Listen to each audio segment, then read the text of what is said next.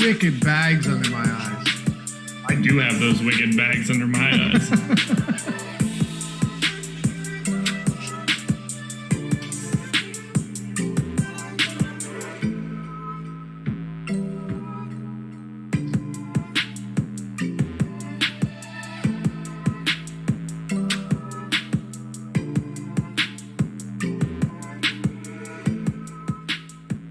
What's going on, everybody? Welcome to the Awesemo.com NBA strategy show presented by No House Advantage. I'm Dave Loughran on the Twitter machine at Laffy_D, LOUGHY_D. And joining me for the second day in a row, for the second time in what feels like a year, Josh Engleman at Josh Engleman on Twitter. Josh, I thought, we should have used the song Reunited and It Feels So Good, but then we just would have got a copyright strike and the show would disappear off the face of YouTube. Yeah, it would have been good to use that, actually. That would have been fun. I assume we probably couldn't acquire the rights. Things are good. I'm glad that we're running it back again. We've got a ton to talk about, so the pleasantries are going to have to be at least mildly limited today.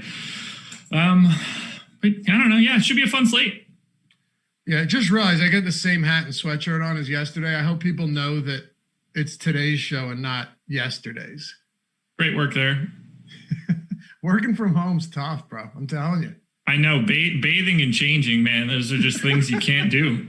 It's tough. Man, I'll tell you what, everyone during quarantine, like my wife's a dental hygienist and she said people's teeth were jacked up because they just forget how to live life. Yeah. Try doing it for 6 years and get back to me. You know how it goes. This is very true. Very true. I mean, honestly, nothing's changed for me. This quarantine is barely a difference in my normal day to day. Yeah. Always brush the teeth 2 times a day and floss at night, though. You got to do it. And if I didn't, I'd get killed. But you got to do it. Aside from that, there may be a day where, you forget to do some other things change. But here we are. And close. What's that? It's just clothes. They can handle some stank. I can assure you I did not sweat in any way yesterday. I pretty much didn't leave this chair. You know how that goes. I certainly do. We're happy to have you guys with us as always. Hammer that thumbs up button and subscribe to the channel if you haven't done so yet. If you like us here at Awesemo and you want to become part of the community and you just appreciate that we got free content all the time, every day, which, by the way, reminds me, noon today, Eastern time, our first look for the Super Bowl. Matt Gajeski and myself, really excited to do that. We're less than a week away. We're 5 days away from the Super Bowl, so we're diving into that heavy. And then, of course, deeper dive live before lock, NBA, PGA, NHL, everything coming up throughout the day. So hit that subscribe. Help us get to 75,000 subscribers. That's going to be a tough one, but we'll be there sooner than later. Anyway, how'd you do last night, man? I didn't win anything of substance, so I had 1 or 2 lineups that got into the top 1%. Just didn't have the right combinations of people. Didn't really have any Kyrie. The shape of the slate was really weird. The winner on FanDuel had, I think, Kem Birch in the winning lineup. I think it was Kem, or maybe it was Gary Clark with a very minimal score, but going low at power forward allowed you to unlock getting Curry and Kyrie. Plus, you clearly needed the Fred VanVleet smash session from yesterday. Dude, that was he had 40 points after 3 quarters, and then it's all right. Well, it's been fun. It's not even that Fred VanVleet was a bad play. It's just what was it? His ownership couldn't have been that high either. It wasn't super low, but I don't imagine he was one of the chalkiest players. I didn't even go back and look because I didn't. Similar to what you said about yesterday, where I just didn't really want to see what Malik Monk did and these guys. I didn't really have a ton of interest in seeing Fred VanVleet. But one thing I do want to touch on, and he wasn't really that owned. He was 7% on FanDuel. Okay, actually, I had 15, which was nice. So Fred VanVleet broke the Raptors record for scoring yesterday. It was previously held by. Oh, this is amazing. It was previously held by DeMar DeRozan, 52 fantasy points, January 1st, 2018. If you roll back into my tweets and my shows, you could watch that show and see where I fully faded DeMar DeRozan that day. 0 shares of him setting the Toronto scoring record. Was that against the Sixers? Against the Bucks. Okay, because I was at a Sixers-Raptors game where DeMar DeRozan went insane. Fred VanVleet also the most points ever scored by an undrafted player, I believe. I have no idea on that one. Yes, per what I'm reading right now. Per what I'm reading right now. Yeah, confirmed. So Fred VanVleet, monster game. And we move on because we have 10 games. As you meant, we don't have all the time in the world for the pleasantries here. So 10 games, we're going to break it down. Our boy in our chat over on YouTube, what's going on, everybody? Scott Olson says, 4 hours, get comfy. No, we're not going to do that to you. It may be a little bit longer than your typical strategy show, but I hope that you guys enjoy this as much as we do. Philly at Charlotte. Philadelphia 76ers, 7-point favorites. Essentially, whenever Embiid is playing, they're going to be favorites, or there's going to be a really tight spread. 222 total in this one. Here's what I want to ask you first. Well, you know what? No, we'll start with Philly, and then we'll get to Charlotte, because Charlotte has a lot of points that we need to touch on. What are you doing with Joel Embiid, who is, I still think, very reasonably priced given his production this season? On DraftKings, he's only $10,000, but on a 10-gamer, you also have a lot of other top-tier options to decide from. Playing him, I guess, 10-2 on FanDuel, 10K on DraftKings, showed up in the optimal for me, basically spot on his ownership on both sites. So I don't really have like a hot take on Embiid. If he's playing, it feels like a good spot, because if he gets Cody Zeller into foul trouble, they don't really have anything behind him. I assume Biyombo gets a little bit. 6'9". Yeah, I assume Biyombo has to get at least a little bit more run. No PJ Washington for Charlotte, so they're not going to be going to like the stretch 5 look, and you've got Dwight Howard as a backup. So we're talking about 48 minutes of a big center. So they're going to have to at least approximate having centers out there for a little bit. They don't even really have like a stretch 4 that becomes a 5. They ran a couple minutes once PJ Washington got hurt with like basically Gordon Hayward or Bridges as the 5, which is amazing in 2021. But I'm happy to get to Joel Embiid. There's a lot of pay up options today that are just as viable in my opinion. Yeah. On DraftKings, you only have 3 players above 10K, Giannis, Luka, and Embiid, but then you've got like 10 above 9K. So a lot of those lower top tier options and high mid-range guys, we're going to get into all of them throughout the show. But yeah, I like Embiid plenty here. And I think, I've said it many times. Zeller's a decent center. He's not bad. Is he the starting center you want on a team that's trying to make a postseason run? No, but he's actually played really well, and he's rebounding particularly well too. But I don't think that Zeller has what it takes to slow down Embiid. Nobody really has what it takes to slow down Embiid. And as you mentioned, Josh, in the event that he gets into foul trouble, Bismack Biyombo, in the event that Zeller gets into foul trouble, Bismack Biyombo is not a bad defender, but the height advantage, the size advantage that Embiid has on him is going to destroy him in the post. And no one's posted up as much as Joel Embiid this season. So, yeah, if he wants to smash, he could certainly do it tonight. Yeah, there's no question. Now, the rest of the 76ers have been a tough team to really get to when Joel Embiid is active. Like, Tobias Harris is having a strong season. Ben Simmons has been really disappointing in large part due to the fact that he still refuses to shoot, and you're averaging like 9 field goal attempts per game, which simply isn't enough for a guy that you're paying 8+ K for. Outside of Embiid, even though this isn't a tough matchup, it does feel like a tough spot to get to for the 76ers. And I don't think you should sleep on Seth Curry taking away some opportunities from a few of these other guys. When they're healthy, they have a lot of guys that can produce, but Joel Embiid is the one guy that you know is siphoning off opportunities from everyone on the team. Yeah, I don't really want anybody else from Philly. Embiid is really the only guy that's legitimately in play to me. Simmons, Harris, Shake Milton on DraftKings at 3,900. They're like 5%ers, but I don't expect to have anything coming from Philly outside of Embiid. And ownership bears that out too. Yep. Nobody other than Embiid is above 5% projected ownership on DraftKings. I will say even Embiid though, 8%. Last thing I'll say here, Josh, is if he really does come in sub 10% in the single digits, I think that's something that we need to really consider as a potential spot that against the field, having 8% or so could really do huge things with the blow up potential we've seen from him this year.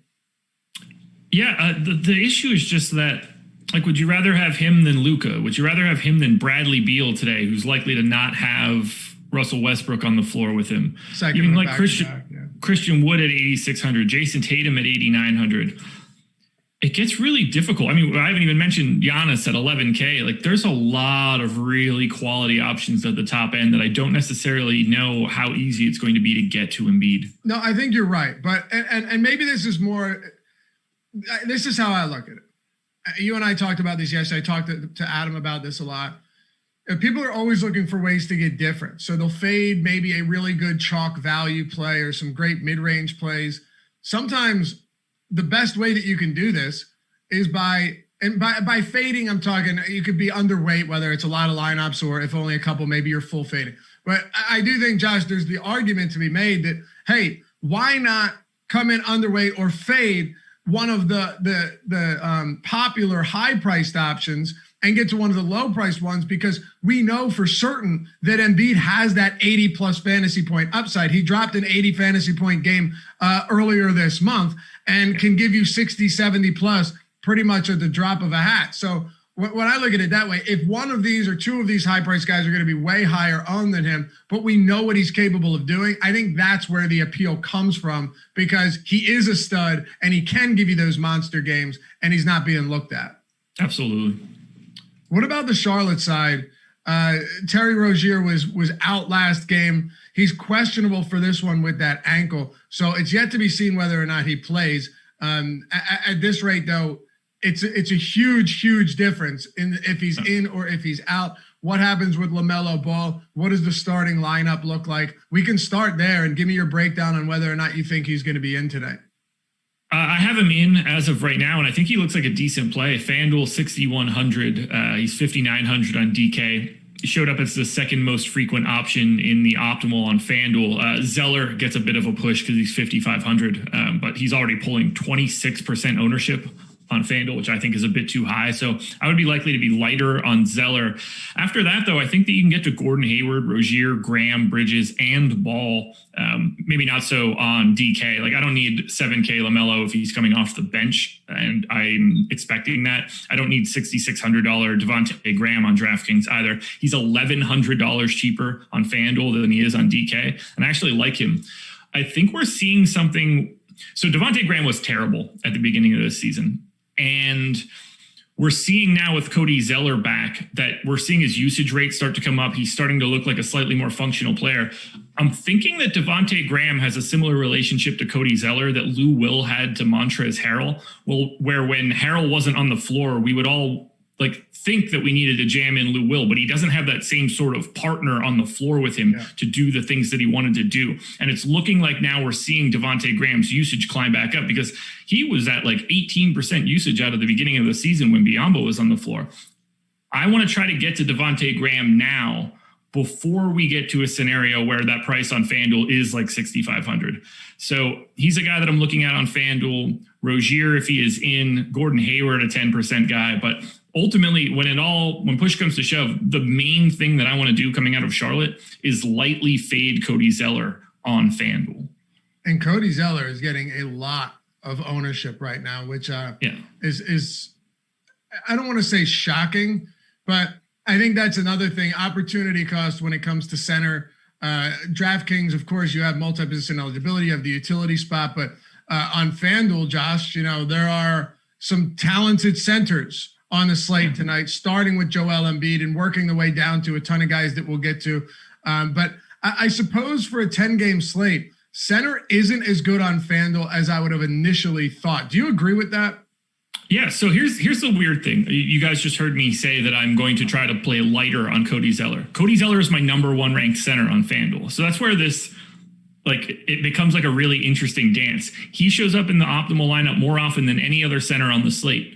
But if he's already owned significantly more than that, then I find it just easier to go at least mildly a different direction. So we have Embiid at the top. He's my second favorite center. And then you just sort of have to cross your fingers and hope you get one of these next couple guys right. Drummond, Capella, Ayton, Turner, Holmes, Al Horford. They're all looking pretty similar to me.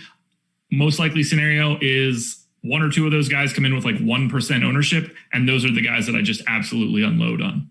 Zeller's done a pretty decent job of staying out of foul trouble this year. And I generally do my best not to try and predict foul trouble because it doesn't do us any favors. But against Joel Embiid, I do legitimately worry about foul trouble for pretty much anybody. Leads the league in free throw attempts per game with 11.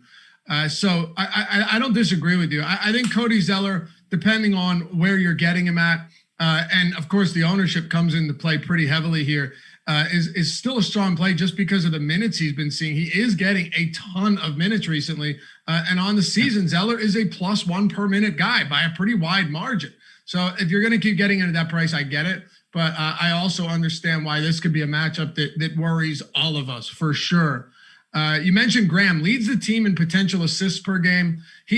I think you're right about the fact that he started off terribly, but with Zeller back and just maybe the fact that this team is beginning to find some type of balance. Is he a good play to you, or is he someone you're sprinkling in because ownership is really low? He's a solid play on FanDuel. He's at 7% ownership. I'd be happy to be slightly north of that number. Do you think Rozier plays? Yeah, I think so. Okay. But that's just best I can say right now. I thought that he would play and I projected him in. I looked around the industry and everyone else had him in. So okay. That's what I went with. And that's sort of what I do every day at 7:00 in the morning. Anything else for the Charlotte side? No, I don't think so.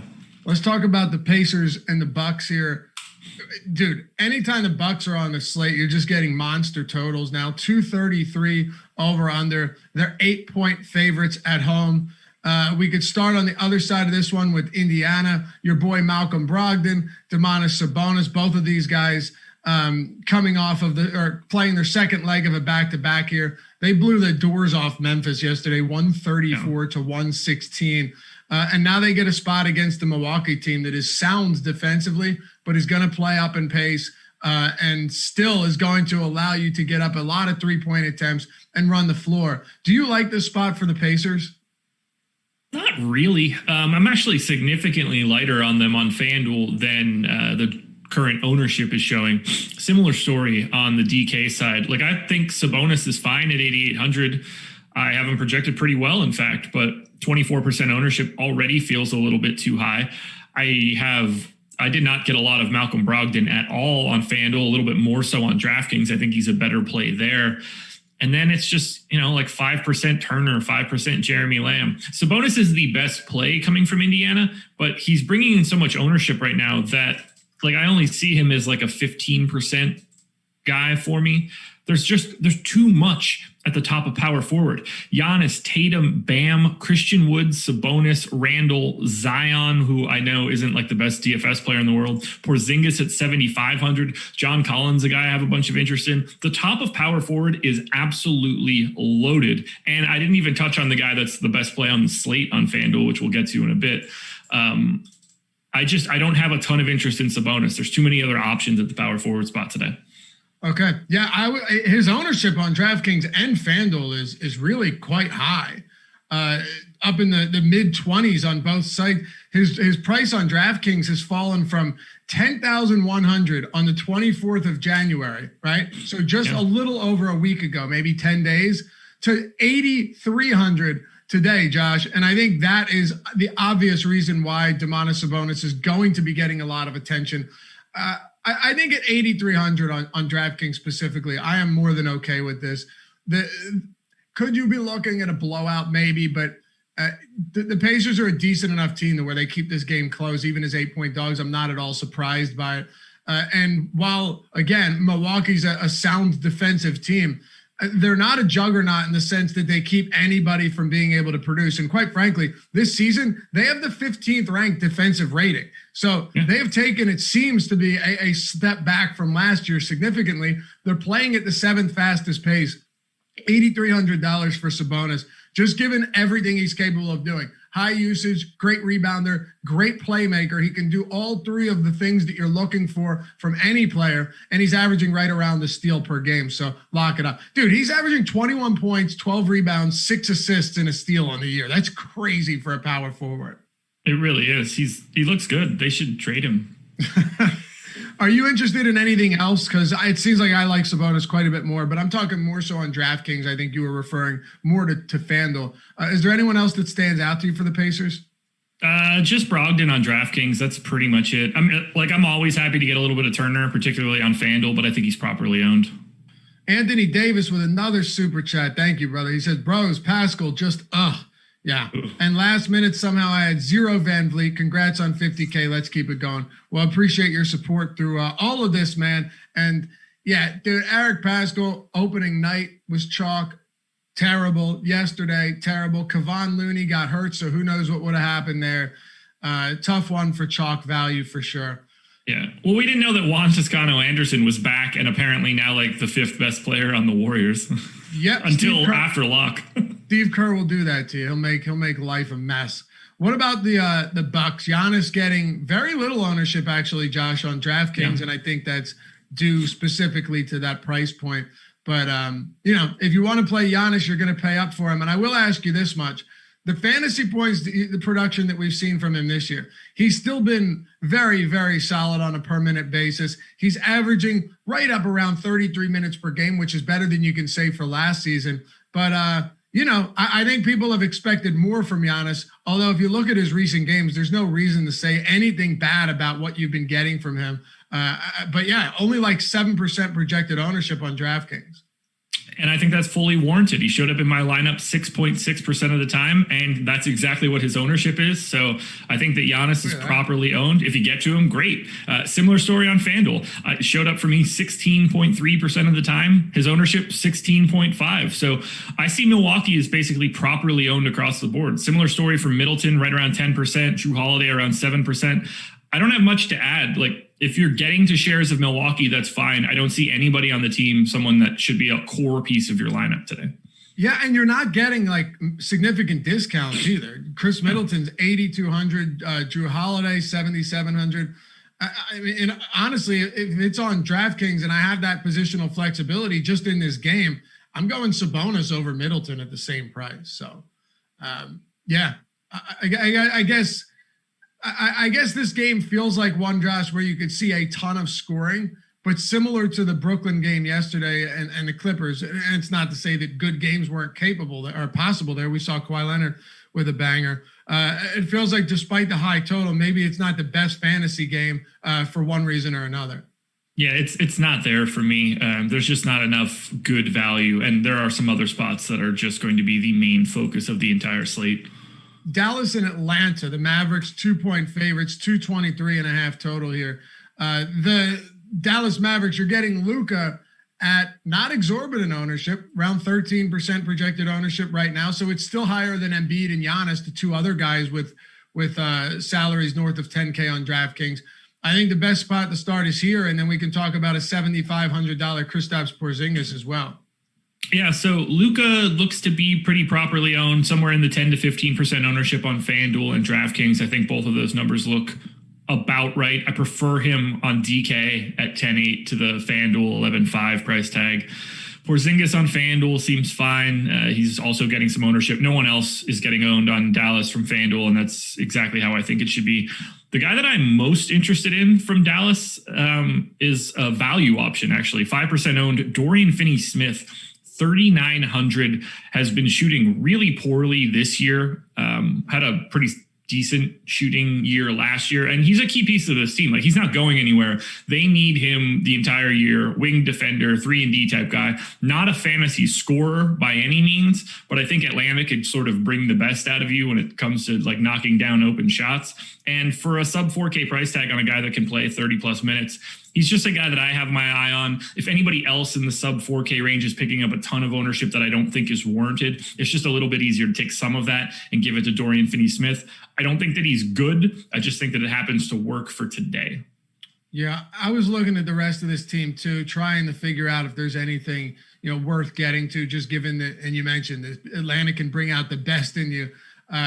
Tim Hardaway was having a pretty strong season, but since Porzingis returned, if he's on the floor with Luka and Porzingis, and of course you'll see Carlisle do some staggering here, as you always want to do with these three guys, 0.57 fantasy points per minute, Josh. and a 14% usage rate for Hardaway in 143 minutes with Luka and Porzingis on the floor. That's not going to get it done. No, he's been really not good. Their offense, which was the number one offense ever last year, falling off a little bit. I think they're missing Seth Curry more than you would have expected. And obviously Curry helping out the Philly offense quite a bit. There's something to be said for a guy that you know is going to knock down like 42% of threes for changing the entire spacing on a floor. And I think we're seeing that now because Josh Richardson can't hit anything. Which is unfortunate because I really liked that trade originally for Philly, and Richardson just not getting it done as of late. Yeah, I think we could all agree that actually that's not true. A lot of people looked at it as, I saw people saying the Sixers got fleeced, but anytime I can get a 3-point shooter with the second best 3-point percentage in the history of the NBA, I'll take it, right? And he might not be a great fantasy asset, but he's definitely opening things up. And you're seeing Embiid just being able to do whatever he wants as well. But you're right. Last year, Dallas averaged 116 points per 100 possessions, Josh. That's their offensive rating. This season, they're 21st. They're averaging 7 fewer points per 100 possessions. That's a massive drop-off for a team that looks almost identical outside of Seth Curry than they did last season. So good point. Yeah, it doesn't help that Luka's shooting like 29% from three right now. Yep. So, but I also think like where do you think Luka settles into once the dust settles, so to speak? Where is Luka shooting? Like 32% from three? 30, 32, 33, something like that. I mean, like his percentages are always going to just be naturally a little bit lower. One, he's not as good of a shooter as people think he is. And two, his degree of difficulty on shots is going to be as high as anybody else in the league. Like he's going to be taking some stuff that is naturally going to bring your percentages down. But his like open catch and shoot stats last year weren't very good. And that's not what you're looking for. But at the same time, we're talking about a guy with 40% usage and at the very least average efficiency, if not significantly above average. And once that stabilizes, like last year, he was 1.19 shots points per shot attempt. This year it's 1.13. That might not seem like a very big difference, but it is in the aggregate. Last year, that was a 76th percentile outcome. This year, he's basically at the 50 percentile. So a little bit of a boost there. And, I expect their offense to be fine in the long run. Sure. And when it comes to DFS today, both Dorian Finney-Smith is a DFS guy that I actually like, but there's not much coming from Dallas. And can I just say, by the way, Dallas has been terrible all around. They've lost 6 straight. They've dropped 2 of their last 10. Luka in a post-game interview was pissed off, just saying, basically, we don't care, it seems like. So, not much of a narrative guy myself. And I don't think there's much to do here because they've lost 2 straight games since that press conference.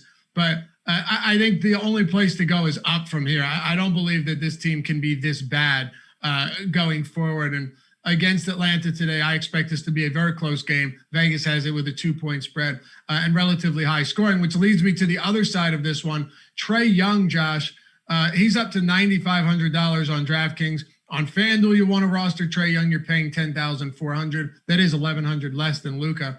But he hasn't had those just completely blown top games today this season where he's breaking slates and you're looking and saying, I can't believe I didn't roster him.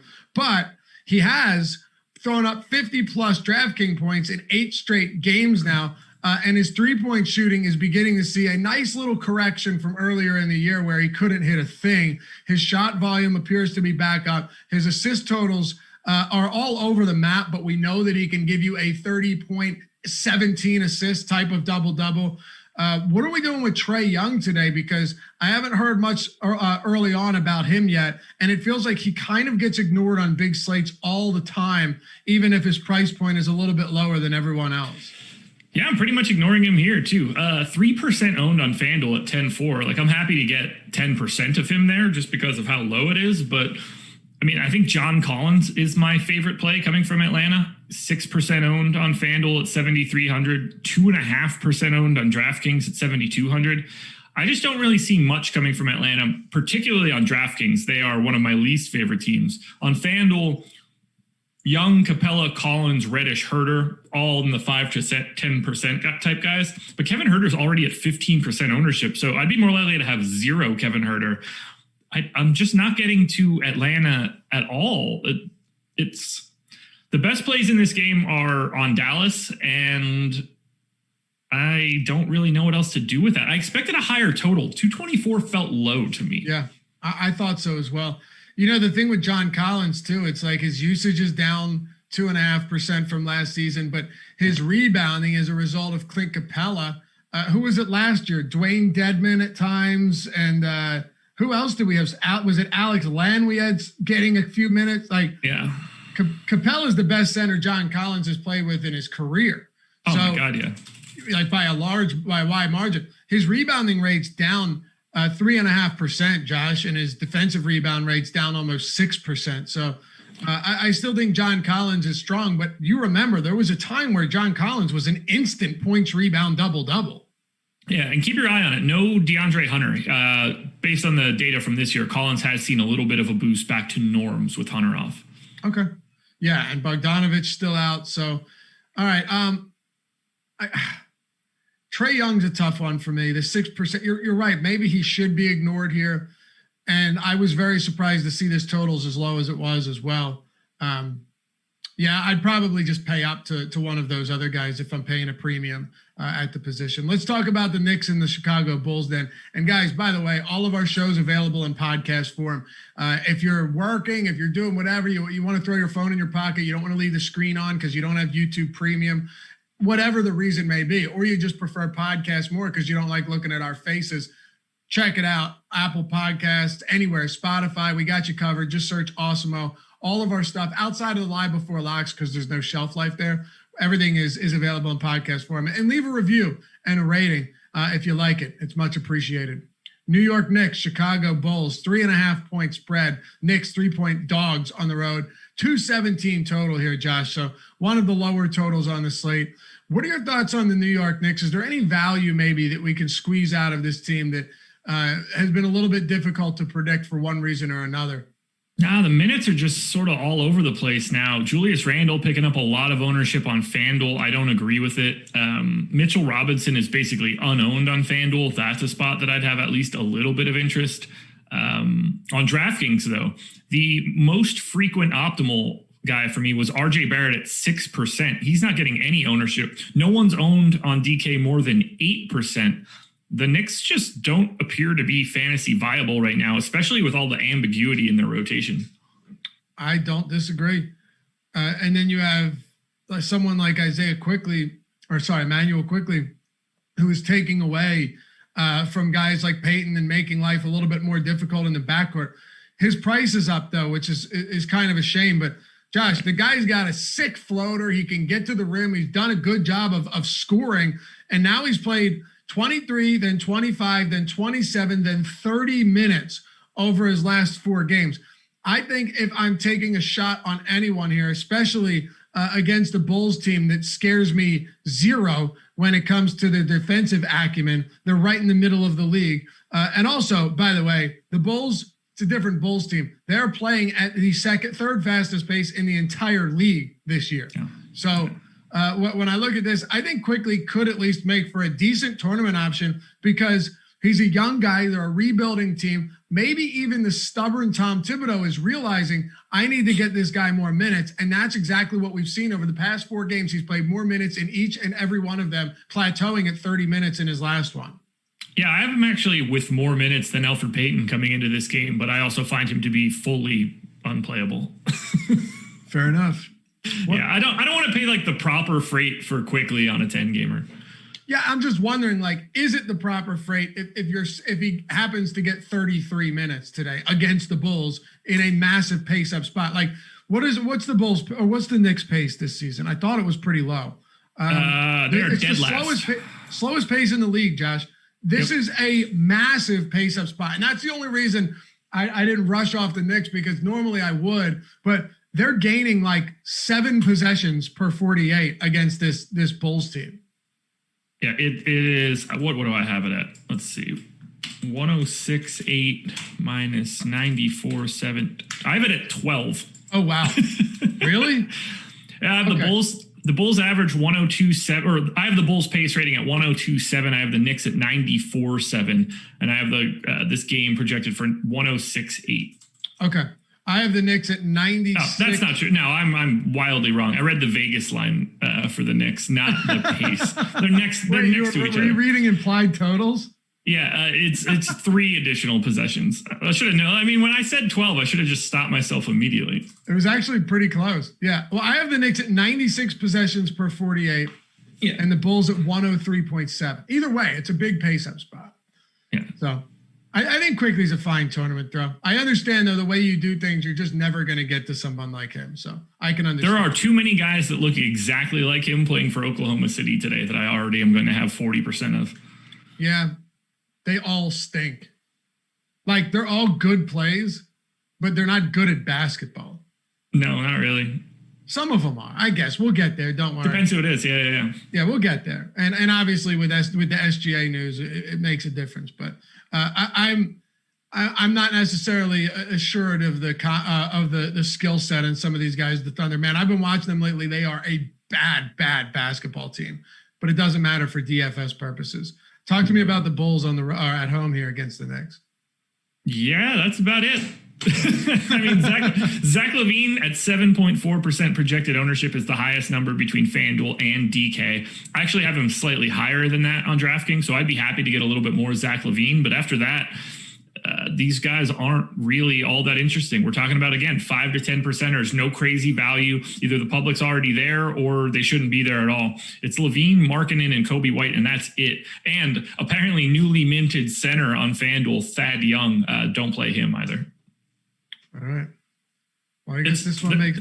There's not a lot going on like the early bit of this show. There's a lot more value coming up. Yeah, we'll get there for sure. Sooner than later.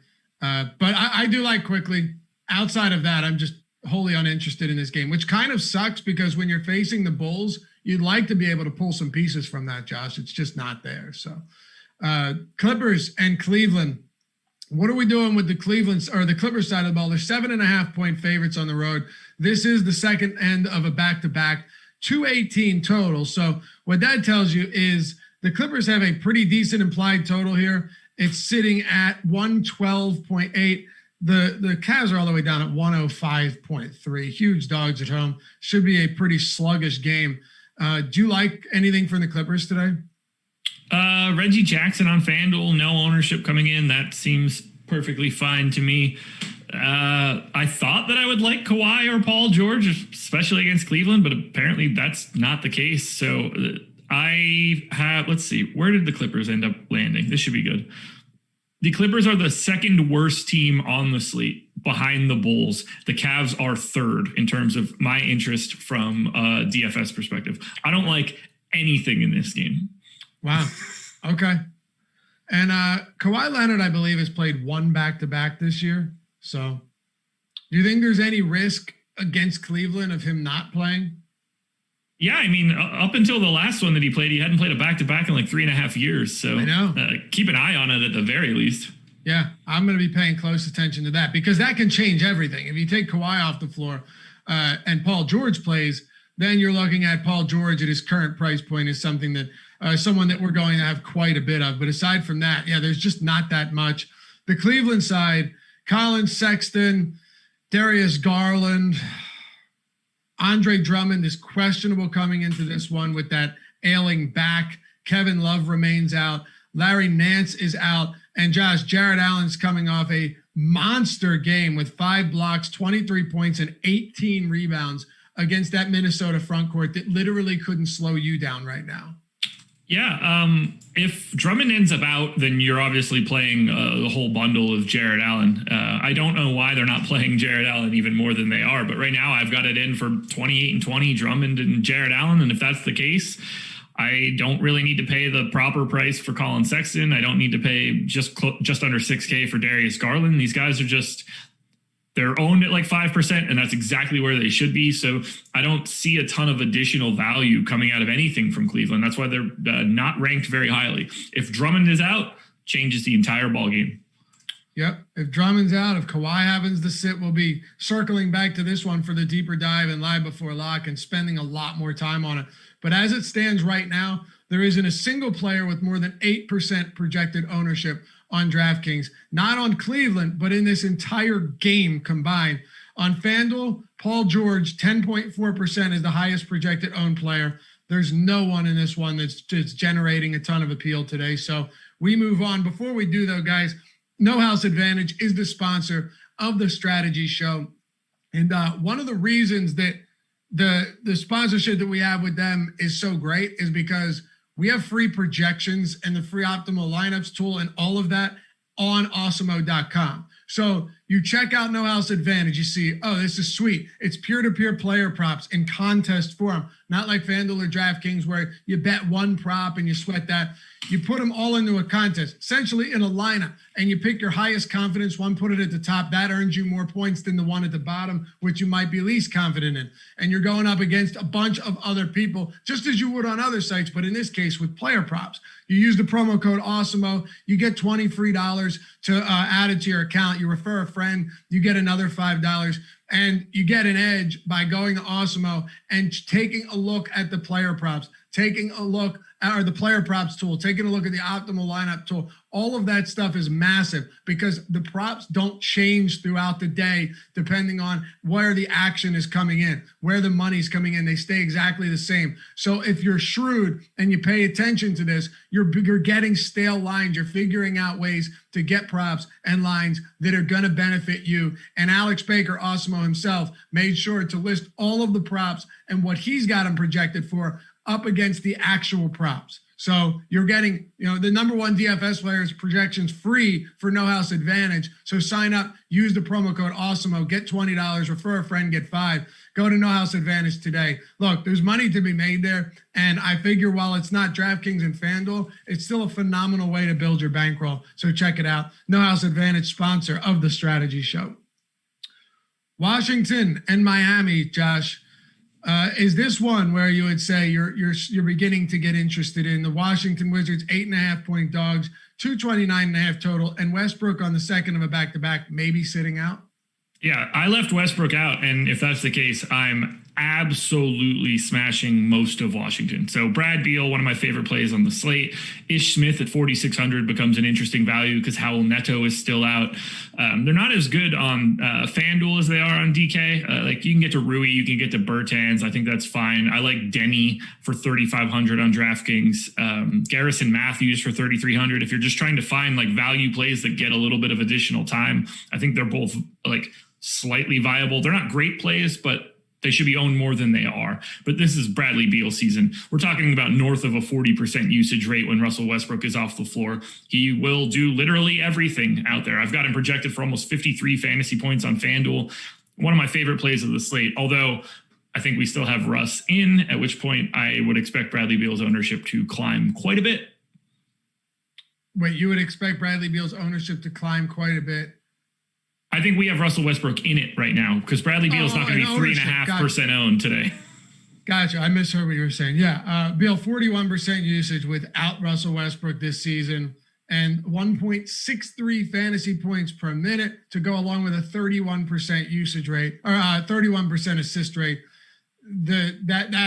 That'll make him, will that make him the highest owned top priced player, like above 9K here? It has to be, right? I don't see how it couldn't. Yeah, has to be.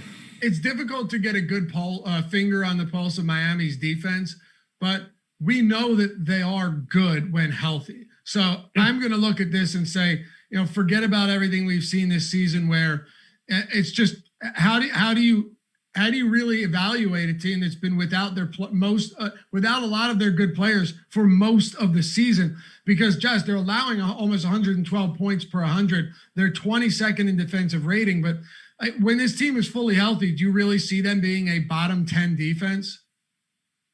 No, not at all. They shouldn't be, at least. Bam should be able to anchor just about anything. Look, they're just, they've been decimated by COVID and other injuries, and they're trying other stuff out. They don't really care what's going on now. They're trying to get ready for the playoffs, and if they could find out a little bit more information, great. I'll always bet on Eric Spoelstra to figure out whatever's going on for Miami. Yes. Spoelstra, one of the greats. Davis Bertans, terrible yesterday. 30 minutes 7 fantasy points, 6 actual points. Just an outright disastrous performance. Rui had 35 DraftKings points. That was pretty decent. Russell Westbrook, I'm willing to say that was a bit disappointing because, 50 was fine, but there were so many other big performances that it hurt you. Brad Beal came up short of the 50 fantasy point mark. Really loved this game against Portland, Josh, but a lot of guys failed to come through for us. I'll be honest with you, man. I was responding to someone in chat. I didn't hear a word you just said. I feel like you. I said, I haven't done that to you once. I said, as we close out this Washington side, there were a lot of Wizards yesterday. And by the way, you were really thinking hard of how to respond to that to make it seem like you were listening, and you just came up empty. Yeah, did you say something about Portland? Because that's what I heard, and then I couldn't figure where we were going. I said last night against Portland, we loved that game. We loved Washington. And outside of Rui, all of these guys came up short. Particularly Davis Bertans. Beal came in sub 50. Westbrook had the triple-double, but it was a pretty modest one. So who are we going back to the well with outside of Bradley Beal, assuming Westbrook is out? See, that's what tripped me up. I heard Portland, so I did hear what you were saying. I just couldn't figure out, I was looking to see if Portland played, couldn't figure out what we transitioned to, if we switched games. So making sure fine. You're on your toes. Yeah, I appreciate it. So yeah, Ish Smith would be my second guy up, particularly on FanDuel at 4,600. I just think he's going to have to play with no Russ, no Neto. On the DK side, it's mostly just guys you don't actually want. Again, Ish Smith, but he's less interesting on DK than he is on FanDuel. Denny and Garrison Matthews. These are guys that are projected for about 5% ownership that I would be a little bit more interested having about 10% of. I know that doesn't seem like a gigantic gap in everything, but I'm trying to squeeze out value wherever I can. So just doubling up on guys that I think are slightly underowned is incrementally a step that I'm trying to take. But it's mostly Beal and Ish Smith for me coming out of Washington. Okay. A lot of injury tags for Miami, but most of them are probable. Tyler Hero is going to be back on the court, barring any unforeseen circumstances. He's probable. Gabe Vincent, Avery Bradley, Goran Dragic, all of those guys are probable to play, Josh. So it looks like Miami's finally beginning to get back to full strength. The question now becomes, on a team where we were getting so much value, we were rostering, whether it was Kendrick Nunn all the time, whether it was Dragic, whether it was Gabe Vincent, any of these guys, Precious. Now it's starting to get a little bit crowded. So against a Washington team that defensively has been outright dismal, ranking dead last ranking 28th in defensive rating and number 1 in pace this season. How do you sort all of this out for Miami? By largely ignoring them. Bam for 9,100 on FanDuel, great. That'll totally work. He's already at 28% ownership, so keep an eye on it. Tyler Hero projected for 22% ownership on FanDuel. I have basically zero interest in him if he's north of 20%. That's ludicrous to me with everybody back. It's really just Bam and very little else. Nothing really looks good on the Miami side from DraftKings. I do actually have Tyler Hero as the best Miami play on DK, but he's still not a guy that I would be getting more than 5% of. With everybody back and where the salaries are right now, there's just not value to be had on Miami. Yeah, it's tough. Tyler Hero has a 20% usage rate with Butler on the floor this season. 20%, right? Yeah. This is a guy that you'd need more. Now he's only 6K on draft or FanDuel. I understand that his price is affordable, but 0.8 fantasy points per minute as well with Jimmy Butler on the floor. I would imagine, Josh, if I brought that back to last year, you'd probably see pretty similar numbers. So it's a little bit difficult. And what do we expect out of Tyler Hero from a playmaking standpoint? I don't think enough. Let's see, 1,328 minutes with Butler on the floor since the start of last season. 14% assist rate, 0.8 fantasy points per minute, and a 19.7% usage rate. I think you make a good point in saying if he's 20% owned on a 10-game slate with these guys healthy, it's tough to get there. Yeah, and he's already 6K and 6,800. It's really not all that. The only appeal to getting guys from Miami is the fact that they play Washington. Right, exactly. And it is a phenomenal matchup. Washington on the second of a back-to-back. Honestly, I wouldn't be surprised if Miami absolutely runs away with this game. But Bradley Beal has made it so teams haven't been able to do that recently. Bam Adebayo was just the last guy. Just to follow up on this one time real quick, he's really, really good. Even with Butler on the floor, he is like one of your primary facilitators and has a pretty impressive assist rate this year for a big. But he's now getting up into that price where like it's either him or Trae Young at this price point. It's either him or Bradley Beal. Obviously, you can play both, but you get where I'm going here. He is now priced alongside those guys. He is. And like, I'm happy to get there, generally speaking. I just don't know if today is the day that I'm getting very aggressive on him. Like, where do I have him at power forward today? He is my...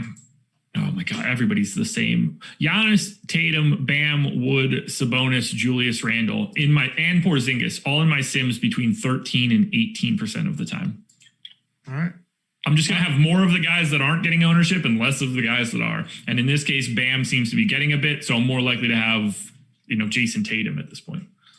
Well, I guess it's time to talk about Oklahoma City because this is the one that I know you've been alluding to all show long. The Oklahoma City Thunder are 7-point dogs at home, 220.5 total. Why is ownership so high on this team? Well, Shai Gilgeous-Alexander is sidelined here with a left knee sprain. That's going to open things up because essentially he's the only player that's had any real consistent value all season long, unless you're like Adam and you're this Lou Dort truther, which is, fine. He's not the next Kawhi. No, but he is the number one contender on DraftKings slate today. Oh, well, yeah, today, of course. And I'm just busting Adam's balls, but because he's like a massive Lou Dort guy. Which, as am I. Yeah, well, maybe one day he'll be decent. I can't wait to see what happens when like they actually build a decent team and he has a 2% usage rate. Who, Dort? Yeah. No, he's never going to have a 2%. He's not that kind of guy. I know. At least 12. Anyway. It'll be 20. What'd you say? It'll be 20. Might be. I think he's a good young player. Defensively, he's absurdly good. So especially for being a young guy. Let's talk about Houston first, though, because I want to get to the road team. We'll close this game out with OKC, which has a lot. Matter of fact, you have 3 guys north of 20% ownership, one in the 50% range on DraftKings. But on the other side, you have Houston, where you have John Wall, you have Christian Wood, you have Victor Oladipo. You have, Eric Gordon, no John Wall, sidelined from this one with the Achilles injury. That is why Eric Gordon right now is projected for the most ownership on this team. You know how I feel about Eric Gordon. I hate rostering Eric Gordon. I absolutely hate it. Now, that doesn't mean it's that I'm right. It just means that I hate rostering Eric Gordon because he's always chalky in these situations and he almost always lets us down. Tell me why he is or isn't going to let us down today. He's not going to let it. Well, I mean, he might let you down today, but he's 4,900 on FanDuel and 5,400 on DraftKings. We know what happens when people are out and Eric Gordon gets the increased role, big time usage bump. I believe that he's in like the 27, 28% range when either Harden or in this case, John Wall are off the floor. No brainer play today. He shows up in my sims north of 20%, but he's not even the best play on Houston. Victor Oladipo shows massive boost to his usage with people out. 8,200 on FanDuel, 7,800 on DraftKings. I have him showing up in the optimal lineup on DK north of 30% of the time. Probably my favorite play on the slate right now would be Oladipo, just given where his ownership is. I still want to get a ton of Christian Wood. I'm going to have a ton of Eric Gordon. I'd like to get to Jayshawn Tate, 3,900 on FanDuel, 4,700 on DK, a little bit less interesting for me. Even PJ Tucker for 3,900 on FanDuel seems okay, just because Oklahoma City is just not the kind of team that I'm ultra worried about. But again, I'm not trying to play a ton of PJ Tucker. Oladipo, Wood, Eric Gordon, these 3 guys might be the best 3-man combo on any team for today's slate, outside of the team that they're playing. Yeah, this game is uber chalky, but for very good reason. You mentioned Tate too. Even Tate, like with Wall on the floor, Jason Tate has a usage rate that comes in at 11%, 11.7, and 0.63 fantasy points per minute. Terrible numbers. You can't. There's too many mouths to feed when he's out there, from Wall to Oladipo to Christian Wood, who's got a near 30% usage rate. If you take Wall off the court, Tate's usage, Josh, only goes up to around 15%, but then he gives you 0.83 fantasy points per minute, which all things considered, if you're looking for value, depending on how cheap or expensive he is, I think I'm fine with that. Do I want to pay upwards of 5K or almost 5K for him on DraftKings? Not really. But on FanDuel, I don't think it's the craziest idea. The thing with me, though, and I'm with you, Victor Oladipo just feels like a stellar play here today. And I remember a lot of people didn't want to roster him with John Wall out in that first game that he played. And he gave us exactly what we needed, 35% usage. And on a per minute basis, Oladipo is pumping out 1.35 fantasy points per minute with no John Wall. I'm with you. I absolutely love him here. I like him on both sites. This game is going to be absurdly popular for a 10-game slate. Maybe the first time this season where we've actually, that's not true because we've had a lot of COVID protocols, but you could see a tournament winning lineup with 5 or 6 players from this game on a 10-gamer. I said it in my contenders video. I expect it to be multiple, particularly from the Oklahoma City side, where it kind of just has to happen by default. And like, I'm seeing in chat that this game will be over by halftime. It's the 6th biggest line on the slate. It's not even remotely close to the biggest lopsided line. Bucks, Pacers, Sixers, Hornets, Clippers, Cavs, Wizards, Heat, Wolves, Spurs, all with a bigger line than this game. It's not as big of a blowout potential as it seems on the surface. I just want to have like all of it. And we haven't even touched on Oklahoma City yet, which I guess we're ready to do now. Yeah, favorite plays from Houston first before we do, since there's so much to digest here. Oladipo, number 1 for sure. Eric Gordon would be number 2. Christian Wood would be number 3. And all 3 of those guys are going to be guys that I have 15, 20, 30, 40% of tonight. And for what it's worth, as much as I despise putting Eric Gordon, sorry, it's like it's a necessary evil today, Josh. Yeah, no doubt about it. You just kind of have to. On the OKC side, Hamidou Diallo getting a ton of ownership. Theo Maledon getting a ton of ownership. Your boy Lou Dort is coming in with a lot of ownership. All of this because SGA is sidelined. Even Darius Baisley north of 15% on DraftKings. Justin Jackson isn't going unnoticed at $3,000. Seriously, the list goes on. And these are the type of spots that worry me very often once you start getting into these like low, the 15, 16% guys. But somebody like Diallo, to me, getting away from him today is going to be that's something I'm really just not interested in doing, because he's actually not a terrible player. When I said there's a couple guys that really aren't that bad, he's somebody that I like here. 1.18 fantasy points per minute in 223 minutes without SGA on the floor this year, Josh. 26% usage rate and a 20+% assist rate. The numbers are there. Talented overall player. The opportunity should be there as well. He is clearly the best play on this slate, in my opinion, at least. I don't agree with you, but I don't think that you're crazy. He's clearly a fantastic play. He's one of the first players you're putting into a cash lineup. I think he is wildly overowned on both FanDuel and DraftKings, and I would rather get to more of the rest of Oklahoma City than I would to Diallo.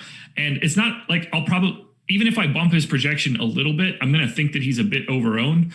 Darius Baisley's 5,100 on FanDuel, 5,200 on DraftKings, seeing a big boost with SGA and George Hill off. He is the guy that's getting the least amount of ownership to me relative to where I have him. He showed up in 32% of optimal lineups. He's in like the 16 to 19% ownership range on both sites. Love getting to Baisley in GPPs. We already touched on Lou Dort. Exact same scenario. Big time usage bump with these guys off the floor. Something like 24, 25% just off the top of my head. He's 4,400 on both. I have him in the optimal lineup 30+% of the time. He's in like 19 to 21% range for ownership. Theo Maledon, 4,800 on FanDuel, 4,300 on DraftKings. Another guy that I think is in the optimal lineup about a third of the time. Much less ownership. I guess like Justin Jackson at flat 3K on DK is a viable value play that's getting some ownership. Oddly enough, I find Horford to be like not all that interesting, since his price is sort of where it's supposed to be either way. Not really a huge boost with those guys out. You'd think he probably has some more playmaking duties. They don't really have a point guard behind Maledon, so it wouldn't shock me if Al Horford is sort of the guy doing all of the facilitating. Probably, something from the free throw line extended at the very least. But Baisley, Dort, Maledon, those are the guys I want to load up on over the field. Diallo is a guy that I want to be lighter on in GPPs. Still a fantastic cash play, still one of the top 10 plays on the slate overall, but 50% ownership feels mildly high to me right now. You still want him a ton, though. Fair enough. And I'll make my counter argument to why I don't think why I don't have a problem with the ownership. 50% is pretty wild, but I think you're going to begin to see guys like Maledon and Bazley. I think throughout the day, I wouldn't be surprised to see some of that ownership start to condense a little bit and come a little bit closer, because Bazley's not much more expensive than Diallo. Dort is cheaper than Diallo. Maledon is cheaper than Diallo. I don't know why that would be so far apart. So my guess is that we start to see it actually a little bit closer as the slate approaches. But this is the reason for me, Josh. Now, granted, Diallo's played a lot of minutes without SGA, and I think that's fair to point out. But 24% usage, 16% assist rate, 11.5% rebound rate, 2.2% steal rate. He is the type of player that when I'm going for value, if I'm willing to play a chalky player, it's someone that I know is going to get the opportunities. If he doesn't produce with the opportunities he was given, at least they were there. And I absolutely still think that they will be there 100% for him to be able to produce today. And that's all I can ask for when I'm talking about a cheap value. Yeah, and I just want to be clear here. Let's just say that Locke is in 5 minutes and Hamidou Diallo is 50% owned. The most likely scenario for me is that I have like 35. Okay, so you're still saying wait, you said the most or least you'll have? The most likely scenario is that I would have like somewhere in that 35% range. Right, which is I would be quite a bit under the field, but he's not a guy you can avoid. No way. He's essentially properly owned, but at the top, it sort of gets a little bit more extreme, and I'd like to slice off some of the extremeness. I think there's just enough value on Oklahoma City to get more of the other guys. How many are you willing to have from the same team in lineups today? I mean, I would guess 3 is probably the most likely scenario for me. Yeah. Yeah, if you ended up with like Dort, Diallo, and Bazley, yeah, it's not the craziest idea. No. I guess like Dort, Diallo, and Bazley on FanDuel is 13,800. So you'd be looking for like 115 points from the 3 of them in a GPP. And that doesn't seem all that clearly that's a boatload of points. We're talking about like 38 a piece on average. Okay. How many minutes are you projecting these guys for? Probably an important question here. Yeah, 33 for Dort, 32 for Bazley, 29 for Diallo. That's the one that I'm going to have to pay closest attention to. His minutes around the industry are all over the map. Some as low as 25, some as high as 31. So I'm kind of in the middle of the pack for all of it. Okay. And by the way, with George Hill out, that does make it a lot more enticing to see who's getting these ball handling responsibilities, both as a starter and off the bench. Will it be Diallo? If so, I like him even more. Yeah, I don't really know. Like, no one on this team profiles as a guy that should be handling the ball outside of Maledon. Like, I went through trying to think like, okay, who is going to be the de facto point guard? And all of these guys have like minuscule assist rates that all point to none of them. So that's why I was starting to think that it could just be staggered rotations where Al Horford is the nominal point guard for the Oklahoma City Thunder tonight. Yeah, Maledon averaging 5.7 potential assists per game. So I like that. I just want someone that has the ball in their hands often. I think you and I disagree in one sense that I think Lou Dort is probably the riskiest of them, because if he's not scoring, I don't know if he's going to get you there elsewhere. I expect him to be scoring. It's just the easiest way for me to say it. Yeah. Fair enough. Top play from Houston, you already gave him. You gave it from OKC. This game needed to spend a lot of time on it, but my God, there's 7-8 plays out here that are legitimate cash or tournament plays. Yeah. You're making most of your cash lineup up through this game. Minnesota, San Antonio. We can start to cruise a little bit here. 8.5 points. Minnesota dogs on the road to the Spurs. 224 total here. So D'Angelo Russell, questionable. He just has not played particularly well. And ever. No, never. But even right now, it's been pretty ugly. Karl Anthony Towns remains out. God, it's been a while for him. Naz Reid is probable. He's got the Q tag, but he's expected to play. And then Juancho Hernan-Gomez has also been out for a while. He could play depending on his conditioning. Do you like anything from Minnesota today? Not really. D'Angelo Russell, probably the guy that I like the most, and that is muted praise at best. Anthony Edwards for 5,400 on DraftKings, I think is fine, but Minnesota, one of the lower ranked teams that I have. I feel pretty proud of doing this show right now. There are other shows that exist out in the DFS space where every single one of these teams is going to have like 5 recommendations, and you're not going to get anywhere. I've been pretty aggressively crapping on most of the teams on this slate today. So at the very least, hope you guys realize you're getting my legitimate opinions. Yeah. And if you end up, getting someone wrong, it's a lot easier to get things wrong from a perception standpoint because you're unwilling to say you love every play from every game. And I think we've always been about kind of priding ourselves on not saying, oh, yeah, I could see that. I like him. I don't mind that. You get asked a question about someone. Oh, yeah, I like him. He's a solid play. Because then you kind of can't be wrong, right? And then, so I respect it, man. I respect it. I'd rather you not be high on every single team, because you're actually not high on every single team. I'm willing to be wrong a lot, and I'll be wrong a lot, but that's how this works. Sure. LaMarcus Aldridge is sidelined for the San Antonio Spurs, which means that we're going to see some action here in the front court. It's just a matter of who's it going to be, where are the opportunities going to come from. Ownership right now suggests that Rudy Gay at 20% ownership is going to get a bit of an upgrade here. Keldon Johnson and Lonnie Walker are both around 10%, DeMar DeRozan at 26%, and Rudy Gay at 20%. I do want to ask you one thing first with DeMar DeRozan, who, by the way, now has power forward eligibility. Are we overstating the impact that Aldridge being out has on DeRozan now, given the season and the decreasing usage that we've seen from LaMarcus Aldridge? Very simple question, but I think one worth asking and answering. It used to be significantly bigger. It's not what it was, but he's still going to get a mild boost across the board with Aldridge being out, mostly because even if it's I don't even know how much I'm about to believe what's going to come out of my mouth. Even if LaMarcus Aldridge's stats are coming down a bit, he's still an elder statesman to the San Antonio team, a team that probably more so than just about any team in the league is going to prioritize experience more than they probably should. So the teams are going to be, or at least the Spurs are going to be more likely to just defer to Aldridge to make a decision, maybe not necessarily shoot the ball, but he's still a priority in their system. And when he comes out, DeMar is the unquestioned leader of the team at that point. Probably is either way. So I still think that he sees the usage bump. I've got him projected for north of 40 fantasy points on both sites. He looks like a fantastic play. I think he was 6th in the contenders on FanDuel and DraftKings. We're talking about a guy that you want to have, more than 20% of today, pretty much regardless of where the field ends up. Doesn't mean that I don't like anything else from San Antonio. I think Keldon Johnson looks good. DeJounte Murray looks good across both sites.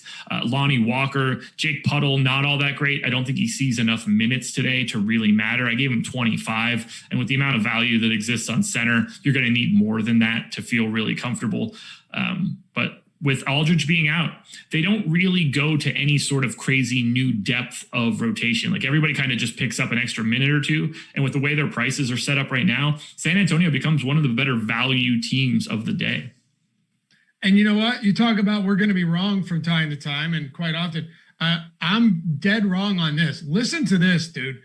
DeMar DeRozan this year on the season, 23% usage, 1.13 fantasy points per minute. Without Aldridge in 251 minutes, 29% usage and 1.32 fantasy points per minute.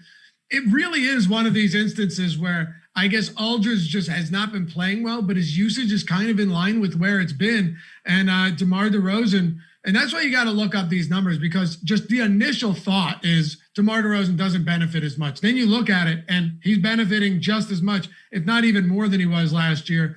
DeJounte Murray, 287 minutes without Aldridge, 1.1 DraftKings points per minute, and a 24% usage rate. So, I think DeRozan is the guy here. Are there any strong secondary options outside of DeRozan for the Spurs? Before I get to that, it's going to be Murray and Keldon Johnson, but I don't know. You probably didn't see the tweet from DeMar. He was congratulating Fred VanVleet on breaking that scoring record. He was like, I knew you could do it. Kyle's old ass couldn't do it.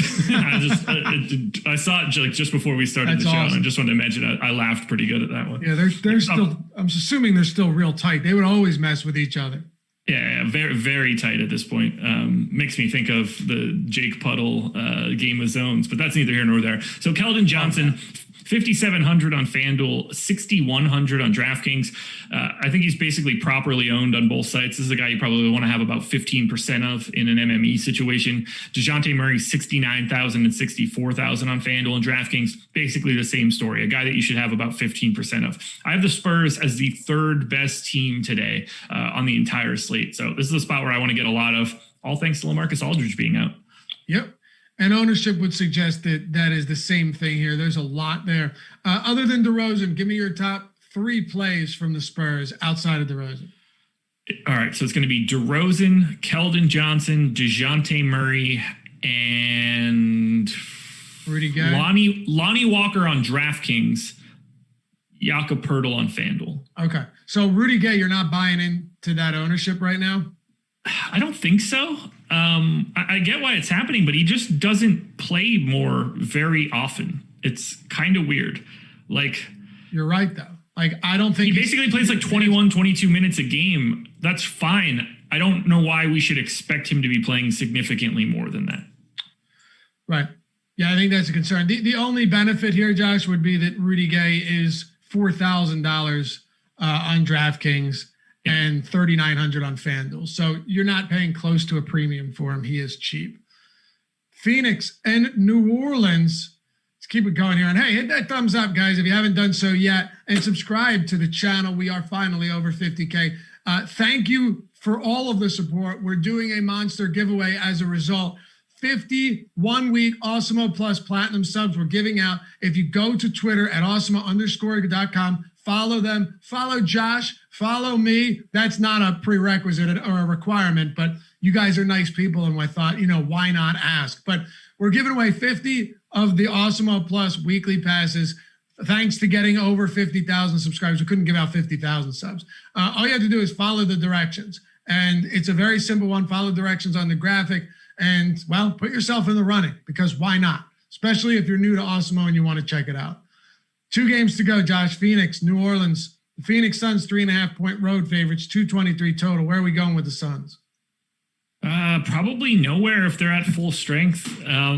Chris Paul's getting a lot of ownership on FanDuel. I'm not entirely sure why at 8K. He's at 20% ownership. I would be more likely to end up with 0, actually. I think that he should only be owned about 8% of the time. The highest guy coming out of my sims on FanDuel or DK was DeAndre Ayton at 8.5%. He's already basically owned at that rate. I don't see a ton of value for Phoenix. You can get to some Ayton, you can get to Chris Paul on FanDuel a little bit, but if the ownership is already there, my recommendation in a GPP would be to not be there at all. Mikal Bridges seems okay, but these guys are all basically appropriately priced. It's not a great pace game. It's not a great implied total game. I'm just going to be, generally speaking, lighter on Phoenix. What about on the other side? By the way, Steven Adams questionable. Do you have any love for Julius Randle 2.0? I can't with you, man. Actually, that's like Julius Randle. I don't know what you would call it. Not as good as Julius Randle. Yeah, I'm sure if you let Zion rip on the Knicks right now, he wouldn't put up anything. That's definitely how that would shake out. I'm just joking. You're killing me with this nonsense. He's just not a very good fantasy player, honestly. No, he's not. The offensive funny. I'm serious. Like he's fine, but he's not great. I mean, he's a good fantasy player. He's just not elite. Yeah, yes, that I agree with right now. The things that he does are better for team success. Like offensive rebounds are great. You're not getting extra points for offensive rebounds, so it doesn't really get you anywhere to do it. If we're talking about on the Pelicans side, Steven Adams, probably my favorite option on FanDuel, 5,100. And this is a guy that's playing north of 30 minutes. So if he's not getting any ownership, I'm happy to 2X there. Eric Bledsoe, 5,600 would be a guy I would take a shot on FanDuel. There's no ownership coming to the Pelicans at all. So there's not a lot to squeeze out, but maybe a little Bledsoe, maybe a little bit Alonzo Ball. These are guys that I would want to do like 2X the field on, and they're all about 4% owned. So there's not a lot of volume coming from the Pelicans, but I think their starting lineup is pretty viable. Okay. And if Steven Adams, who is questionable right now, in the event that he doesn't play, any thoughts here? Like, are you going to... You got to go to Jackson Hayes, right? Hayes, yeah. Yeah. He's 3,600 on FanDuel, 4,300 on DraftKings. He won't be really, really good on DK just because of how big the slate is, but on FanDuel at $100 above the minimum, Jackson Hayes will become a value play that's more interesting. Probably takes away from the interest in Cody Zeller in a cash build if we get that sort of news early. Willie Hernan-Gomez played 29 minutes last game. Yeah, it could also just be Willie Hernan-Gomez if Adams is out. I wouldn't expect him to soak up that sort of time again. It's rare that you see someone go from, not a part of the rotation in any way, shape, or form to being the guy. But I know that they're not particularly fond of Jackson Hayes. Jackson Hayes played the normal starting rotation. He picked up his third foul in the second quarter, which made Willie Hernan-Gomez come in and close out the rest of that second quarter. He picked up another foul almost immediately at the beginning of the third quarter, leading to Willie Hernan-Gomez. And then things started cooking for the Pels. They got back, not cooking. They basically turned the heat off. They were winning by a significant margin. And then having Willie Hernan-Gomez out there for the entire fourth quarter, they gave up that entire lead and then got their asses handed to them. Willie Hernan-Gomez ended up being basically neutral for the game, but a lot of the minutes that Willie Hernan-Gomez played was because Jackson Hayes ended up picking up some fouls. So don't read too much into the 28-minute total. He appears to be, at the very least, the backup center in a scenario with Steven Adams out. But they tried to play Jackson Hayes more. He just couldn't keep himself from fouling, which is also to be expected. Yep. 29 minutes, though, still pretty surprising. But you're right. I mean, the foul trouble played a pretty considerable role there. Yeah. 3,900 and 4,300 for Hernan-Gomez and Hayes. And yeah, guys, I think I saw the comments. This hat, I think it's available in the shop right now. I'm pretty certain of it. So if you want one, check it out. I think if you have an ad blocker, the store things will show up beneath this on the channel. But otherwise, you should be able to see it right there. I think it's like a little banner or something, Josh, that says, shop Awesemo, something. I don't know. Ready to close it out? I am, and I want that hat too. I gotta get myself one of these bad boys. I'm gonna order you one. I'm gonna hit up Jake D. And what color do you want? What are my choices? Not this color, because that would be. I can't get the same color. I can't get blue. No, I mean no. Acting like you have like a proprietary color on there. Yes, I have, of course. I mean, at least if we're doing shows together, sure. It'd be weird. I don't know. I mean, I don't know what colors we have. Probably gray. All right. Maybe a subject that we can iron out off air. Seems like the perfect subject for a show of our ilk. 20 minutes past the cutoff. We don't have anything else going on. I'll take you right up to noon for your next show. Yep, exactly. We got 900 people watching right now, and we're talking about what color hat you're not allowed to have. Boston and Sacramento, Josh, to close this one out. The Celtics 2-point road favorites, 227 total here. Pretty high implied totals for both teams, 114.5 and 112.5. Do you like Boston today? Another team, by the way, on the second of a back-to-back. I want to get a bunch of Jaylen Brown and Jason Tatum. These are guys that are going to have like mid-30s usage rates. I'm expecting that Kemba Walker doesn't play today. Slowly working his way back. They're on the back-to-back, so I have him out. We have him in the ownership and the second most owned play on FanDuel, so sorting that out will be kind of interesting. But if Kemba ends up out like I'm expecting, I want to have a bundle of Jaylen Brown and Jason Tatum. These guys are going to run the entire ship. They dictate literally everything that will be happening for the rest of the game. And get a little bit of Daniel Tice, 4,900 on FanDuel. Didn't go well yesterday. Happy to go right back to it. That's probably the extent of it all. I don't think it really opens up Jeff Teague. It's possible Peyton Pritchard is back. I don't find that to be all that interesting either. This is a game with 2.5 plays. Jaylen Brown, Jason Tatum on both sites, no problem. De'Aaron Fox on FanDuel, probably like a 15% type guy. I think the entire Kings team looks pretty not awesome on DraftKings. Okay, and right now we have Kemba projected in for our ownership projections. Awesemo.com/join. Preeminent tools you're going to find out there, from ownership to player projections to the top stack tool, the lineup builder, fantasy cruncher add-on, all of our premium articles for any single sport you can think of. We have tools for it. Top stack, ownership, projections, everything. Boom bust tool, lineup builder. Josh, you need not go anywhere else when you're getting these tools. No, but we have literally everything you could possibly want, and we are run by the guy that is the number one player in the world. I think that combination of everything should be a pretty decent selling point. I would think so. Don't really need to go much further. But if you wanted to go further, just scroll to the top of the leaderboards in these contests and look at the avatars from night to night. It is a remarkable site. It really is. You know, you're scrolling, there's like 15 Awesemo avatars in the top 30. It's crazy. Not every night, but what's up? I love it. Me too. They're represented very well. And plus, you could do it for a week.